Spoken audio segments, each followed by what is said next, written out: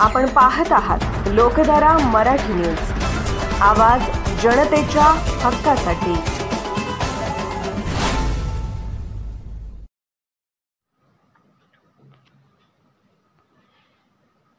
दरिवडची विद्यावर्धक मंडळ दरिवडची Shri Bhairavnath high school and junior college of arts and science दरिवडची बुधवार दिनांक 31/7/2024 रोजी संस्थापक दिन व कैलासवासी रामगोंडा मोरडी यांची 45वी पुण्यतिथी व सेवानिवृत्त प्राचार्य व शिक्षकेतर कर्मचारी सेवापूर्ती सत्कार सोहळा विद्यालयात संपन्न झाला। यावेळी कार्यक्रमाचे अध्यक्ष म्हणून माननीय श्री रामू मायाप्पा खलाटी कैलासवासी रामगोंडा मोरडी वसतिगृहाचे चेअरमन प्रमुख पाहुणे माननीय प्राध्यापक देवानंद जबंगी सर, संस्थापक शब्द पंढरी भाषण अकॅडमी सांगली प्रमुख उपस्थिती माननीय श्री संजय सिद्धराम मोरडी, दरिवडची विद्यावर्धक मंडळ दरिवडचीचे चेअरमन माननीय श्री राजकुमार मोरडी, संस्थेचे संचालक माननीय श्री कृष्णाप्पा मलाड, संस्थेचे संचालक माननीय श्री शिवानंद मोरडी, सरपंच दरिवडची माननीय श्री मनोहर विठोबा चौगले, माजी प्राचार्य भैरवनाथ हायस्कूल दरिवडची माननीय श्री इलाई सणदी, प्राचार्य भैरवनाथ हायस्कूल दरिवडची माननीय श्री सिद्धराया जामगोण वस्त्र निकेतन दरिवडची, विकास मोरडी सर, लक्ष्मण चव्हाण, भैरू मुंजे, ग्रामपंचायत सदस्य दरिवडची, शिवाजी निळे, तंटामुक्त अध्यक्ष दरिवडची, माजी सुभेदार निवृत्ती माने, मोठे सर, माजी लिपिक भैरवनाथ हायस्कूल दरिवडची, इरापा दुधाळ, माजी सेवक भैरवनाथ हायस्कूल दरिवडची, प्रकाश मोरडी, कत्ते सर, तानाजी पाटील, सोरडी सरपंच, डॉक्टर शिवानंद पुजारी, डॉक्टर सुशांत चौगले, श्रीशैल पुजारी, मल्लिकार्जुन पुजारी, संजय माळी, पांडुरंग माने सर, व्यंकटेश चव्हाण, हनुमंत मोरडी, इरापा चिकोडी, लाहापा दुधाळ, सोमू कन्नोरे, रवी वळसंग, बंडू जेऊर, अमोक सिद्ध चौगले, बाबू पाटील। कार्यक्रमाचे सूत्रसंचालन श्री MR गेजगे सर व प्रास्ताविक श्री MS जाधव सर, तसेच आभार Shri RS Patil sir.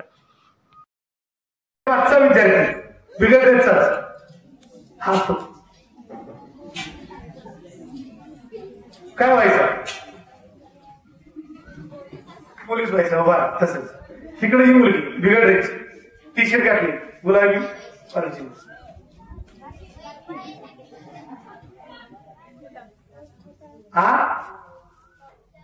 Doctor होणार। बरं ठीक आहे, तू ग बाळा, ही तू बघ, फार वेळ घेत नाही तुमचा। काय व्हायचं? काहीच व्हायचं नाही, काय करणार? ठीक आहे, तू ग बाळा उभा काय ती दोघी विद्यार्थी, तुम्ही दोघी उभा विचारू का मला काय व्हायचं तुला काय व्हायचं? आर्मी बरं, तुला काय व्हायचं? डॉक्टर व्हायचं। बघा, सगळ्यांना काहीतरी मोठंच व्हायचं आहे, पण आर्मीत जायचं आहे याची तयारी आहे का आपली?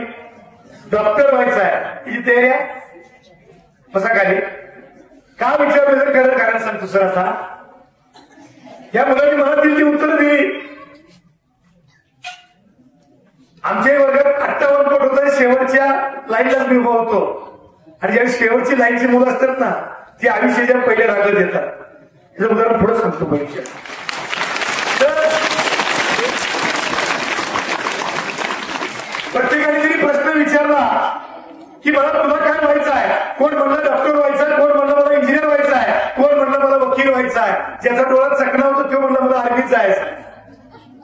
कारण आर्मीत ती बसत नाही, परत सांगायचं काय तर म्हणून। आणि सगळ्यात शेवटी येऊन माझ्याकडे ज्यावेळी प्रश्न आला, कारण मी असंच ह्या पोरांसारखं करत होतो, आणि सरांनी व्याख्याला नजर ठेवली होती की त्याला उभा करायचा आहे, आणि सरांनी उभा केलं आणि मला तुला काय व्हायचं आहे, तेव्हा मी त्यांना सांगितलं की सर, या 57 लोकांना पोटाला अन्न घालणारा एक प्रगतशील शेतकरी आणि महाराष्ट्रातला एक नामवंत चांगला मला वक्ता व्हायचा आहे। दुसरं उत्तर वगैरे काही नव्हतं। आजही गावाकडे गेलो की चांगली शेती करतो, आणि आजही महाराष्ट्रातल्या जवळजवळ 450 व्याख्यानं पूर्ण केली, आणि जवळजवळ 1200 वक्तृत्व स्पर्धा महाराष्ट्रातल्या पहिल्या क्रमांकाला जिंकली। आणि आज विद्यार्थी मित्रांनो, फक्त मी संवाद साधतोय, माझं व्याख्यान चालू झालं की तुमच्या सर्व डोक्यावर जाईल, पण मला तुम्हाला का सांगायचं आहे तर तुमच्याच वयाचं मी ज्यावेळी होतो तेव्हा सर जैन बोर्डिंग कोल्हापूरच्या वक्तृत्व स्पर्धेला गेलो होतो आणि गेल्यानंतर माझा उत्तेजनार्थ नंबर आला आणि मी सरांना सांगितलं की अहो सर एवढं छान मी कर्मवीर भाऊराव पाटलांच्यावर भाषण केलंय आणि माझा नंबर उत्तेजनार्थ का दिला.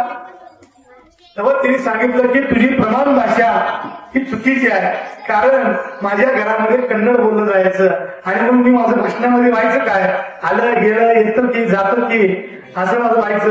आणि मग ज्यावेळी व्याकरण तुमचं तपासलं जायचं त्यावेळी मात्र मी मागे पुढलो जायचो. तसं विद्यार्थी मित्रांनो तुम्ही सुद्धा कन्नड बोलत असाल द्विभाषिक हे खऱ्या खूप उपयोगी पडतं. कारण मी आज महात्मा बसवण्णांच्यावर कन्नडमध्ये सुद्धा व्याख्यान करतोय, मराठीतही करतोय. म्हणजे जी मातृभाषा तुम्हाला मिळली जाते त्या मातृभाषेतून तुम्हाला खऱ्या अर्थानं पुढे जायचं असेल तर शिक्षण तुम्ही नेमकं काय घेताय त्यापेक्षा शिक्षणाचा दर्जा तुमचा कसा सुधारला जातोय हे खूप महत्वाचं आहे. कारण आज काय झालंय सर की ग्रामीण भागातल्या मुलांचं शिक्षणाची पाठी ही पुरी आहे असं काही लोकांचं मत आहे, किंवा काही लोकांना असं वाटतं की आमच्या शिक्षणामुळं किंवा आम्हाला त्या सुखसुविधा मिळत नाही यामुळे आम्ही माग आहे. पण विद्यार्थी मित्रांनो आणि इथल्या शिक्षकांना मला सांगायचं आहे की इथला 35% विद्यार्थी असेल, इथला 40% विद्यार्थी असेल, आता ज्या विद्यार्थ्यांचा सत्कार झाला त्या सत्कार बघून इथले काही मागच्या विद्यार्थ्यांचं मनामध्ये प्रश्न पडला असेल की अशी ट्रॉफी कधी मिळणार, असा सन्मान आमचा कधी होणार. पण एक गोष्ट लक्षात घ्या की त्या विद्यार्थ्यांना मी सांगतोय की 35% पडलेले विद्यार्थी, 75% पडलेले विद्यार्थी आणि 95% पडलेले विद्यार्थी या तिघांच्या जीवनातली मी कथा सांगतो. ज्या विद्यार्थ्याला 95, 90 आणि 98% मार्क पडतात तो पहिल्या बाकड्यावरचा विद्यार्थी असतो आणि ज्याला 75% मार्क पडतात तो मधल्या बेंचवरचा विद्यार्थी असतो. कारण ती तेवढंच आपला अभ्यास करायचा वैदात पर्यंत घरी निघून जायचं. 95वाला शिक्षकाच्या मर्जीतला त्याला फळा पुसायला लावणे, विद्यार्थ्याची नावं लिहायला लावणे आणि बरेच काय काय गोष्टी सांगतात. आणि सर 40-35% जो विद्यार्थी असतो तो शेवटच्या बाकड्यावर बँच करत नावली शिवी दे आवाज काढ.